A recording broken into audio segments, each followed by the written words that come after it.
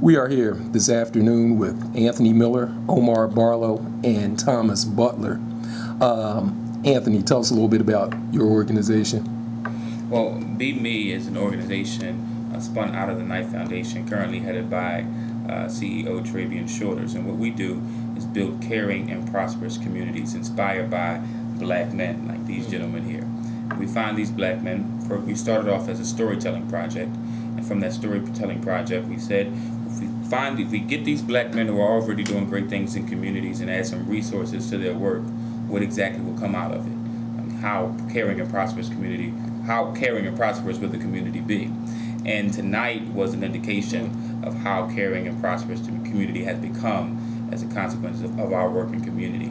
These two fine gentlemen here are Be Me leaders. These are the gentlemen we speak so highly about in all our national publications. And tonight, I first want to tip my hat to these gentlemen and say, great college night, wonderful college night. And so I'm interested in, I came tonight not only to support the college night and to support the kids of our city, but also because I'm very interested in learning Be Me leaders collaborating with each other and how Be Me was used as a source of meeting for these things. And so I want to know, did you two know each other prior to Be Me? Sure, I had seen Thom before, but I did not know him personally. I had heard of his work. I remember he was at, I believe, CORE at one time, so I think it was CORE Philly, so I was familiar with who he was, but Be Me provided us with the network to actually strengthen and even accelerate the relationship. Wow. And I actually, the other side of that lens is that I knew of Omar, and Omar has gotten a lot. And I met Omar, but I didn't know him to know him. And I know Omar has gotten a lot of acclaim for his work here at Eastern University Academy. We became a little closer through some of the work of another organization here in Philadelphia called the Black Male Development Symposium. Yes. He brought bring his young men there, but I caught fire with Omar as we became Be Me colleagues. And actually, I will say that Omar actually extended the invitation out to me to come in after we had this collaboration time to really talk a little bit about how can we strengthen, because they already have a college going culture here. Right. But he just wanted me to, what of my expertise could I lend to that culture? So, of course, by being a BB man, I got to do it. You know, it just makes sense. But what it also does for Omar is saying, as a Be Me man, I don't take advantage of that relationship, because I'm gonna do everything I can to make sure that you're right, and you're gonna make sure at the same time that my kids are right. Absolutely. And that's how that works. That's the collaboration. Be who? Be me. Absolutely. I'm glad that we were able to be that point of a meeting. So the point here is, great people always know about great people. Before great people work with great people. And Be Me was just that agency to bring you two together, and I'm absolutely grateful for that. Now, as I mentioned before, Be Me provides grants to these wonderful gentlemen who work in community. And I would like to know, in what ways were you able to leverage the funding that Be Me gave you all? I mean, what ways did it really help your vision project? Sure. So I'll go first. I'm able to represent Eastern University Academy Charter School, which is an early college high school whereby students have an opportunity to earn college credits, but it is also, and most importantly, the only passion-based school in the city of Philadelphia. And what that means is that every student at our school is charged to discover, fulfill their passion, which ultimately turns into their purpose. But what we do, which is very interesting here, is kids focus on building what we call passion projects, and they actually have to put something together that is graded, that is evaluated, that is a part of their passion project. Now, we were awarded $10,000 from Be Me, and what we did is we needed funds to kind of give students the initiative to move forward with their projects, and so we started giving out what we call microcredit loans to our students. We gave out a series of microcredit loans to students who had done CD release parties, to students that had done book projects, students that had done fashion shows, and we're really proud of one young lady, Jada McCurry, a 10th grade student, and this is her passion project. Wow. She's passionate about writing, and she wrote a book.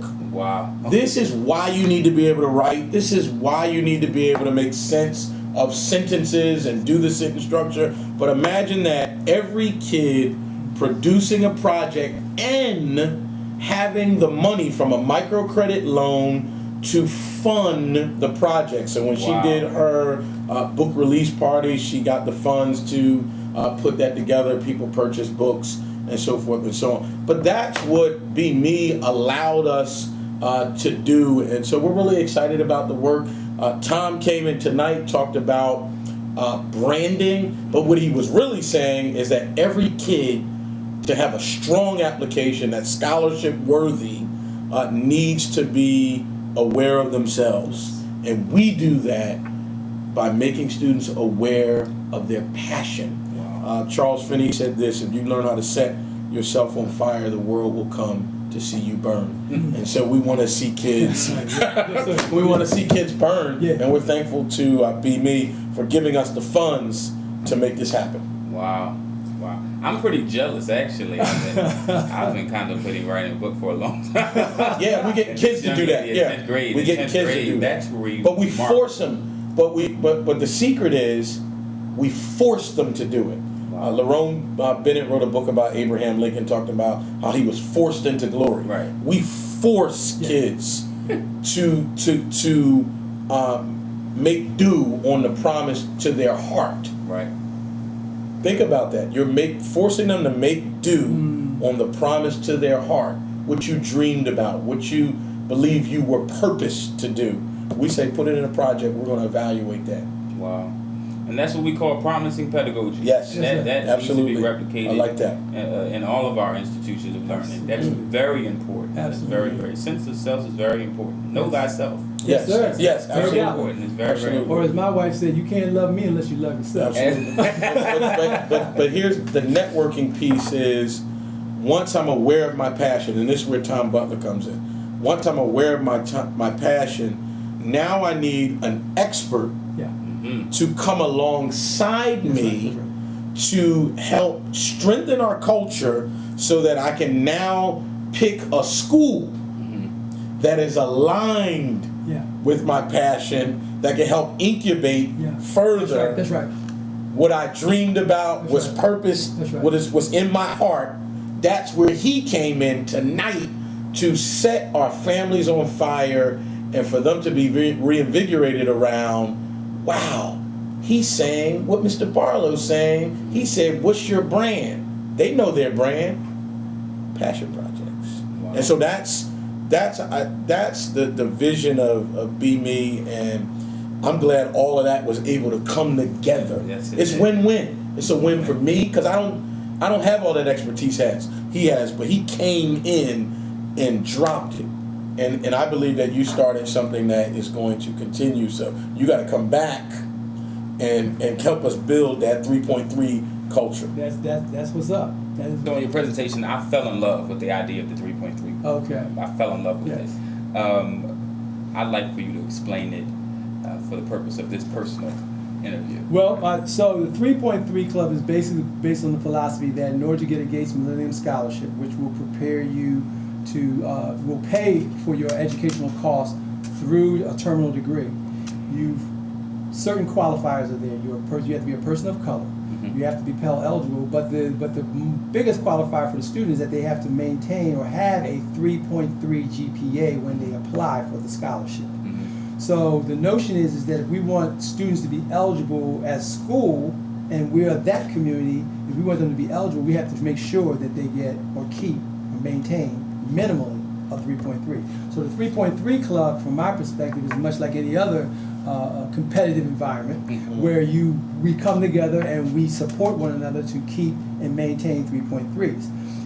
Inside of that environment, though, the 3.3, in writing and practicing the essays for the Gates Millennium Scholarship, the other thing that we know is they are basic scholarship questions, meaning that if a student is not eligible for Gates, they can probably use one of those 8 scholarships for any other scholarship application and just vary a little bit because the wording or the language will be somewhat the same. The questions will be getting the same aesthetic answers.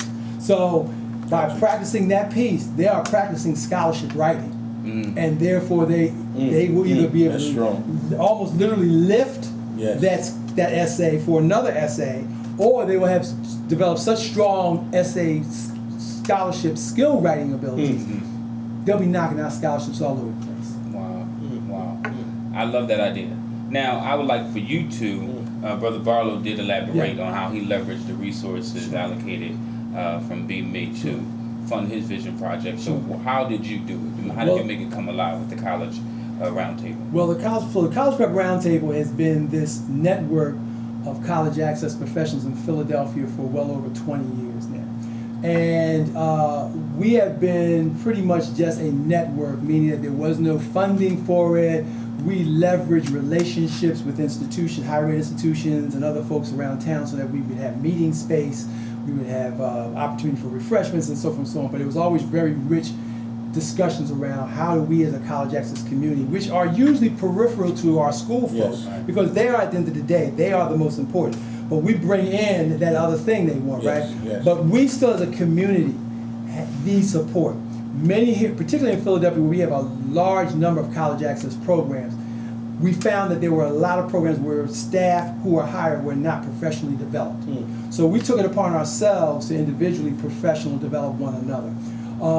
What we did with the BME dollars, our little $10,000, what we did with it was actually started a sustainability plan so that we can leverage and become an organization. So we are now in a process where we are leveraging to become a 501c3. We are going through organizational structural dynamic, really putting ourselves in place so that we can be sustained and run throughout. One of our primary ambitions around this, though, in terms of sustainability, is to help young professionals who get into the business.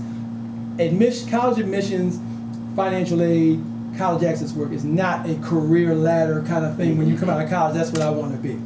A lot of times, though, but it's work that continually needs to happen.